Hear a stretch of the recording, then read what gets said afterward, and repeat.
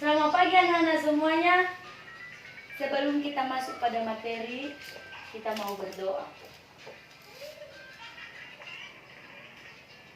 Materi yang kita sampaikan hari ini adalah tentang kelangkaan.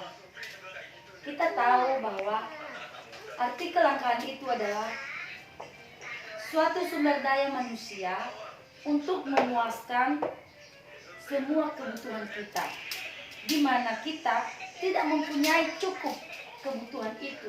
Diharuskan bahwa harus kita puaskan kebutuhan kita itu sendiri. Dan beberapa lainnya, ada juga faktor mengenai kelangkaan ini, yaitu adanya persediaan sumber daya manusia. Di mana kita tahu adanya persediaan sumber daya manusia ini tentu ada di mana-mana. Kita harus lengkapi apa persediaan sumber daya manusia kita, kebutuhan kita. Misalnya makanan, minuman, tempat tinggal, rumah, dan sebagainya. Itu yang harus kita butuhkan, yang dibutuhkan oleh manusia. Yang kedua adalah kemampuan manusia untuk mengolah sumber daya manusia itu jangan terbatas. Artinya bahwa manusia itu tidak boleh terbatas mencari, memuaskan kebutuhan kita itu. Harus kita semangat, harus kita mencari ya, yang sesungguhnya bagaimana cara kita supaya kita itu tidak terbatas mencari kebutuhan kita yang kita gunakan setiap hari. Itu adalah faktor yang namanya kelangkaan. Jadi sampai di sini dulu materi kita, dan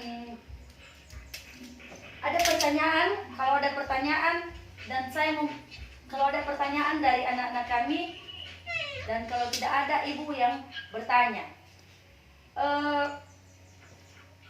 apa contoh sumber kelangkaan itu? Ya, apa contoh sumber kelangkaan itu? Jadi contoh sumber kelangkaan itu adalah ada 3 pada umumnya. Yang pertama, sumber daya alam manusia, sumber daya alam, dan modal, dan tentu juga dipenuhi dengan ide dan pikiran. Itu pada umumnya adalah contoh yang namanya dengan kelangkaan. Demikian saja yang ibu sampaikan, dan sebelum kita tutup, ibu mau absensi anak-anak kami semua.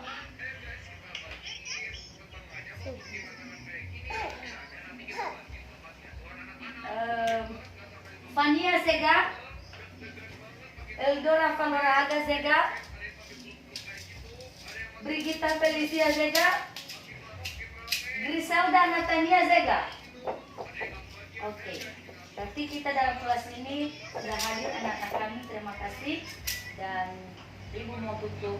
Minggu depan kita lanjutkan materi selanjutnya. Terima kasih. Salam, selamat siang.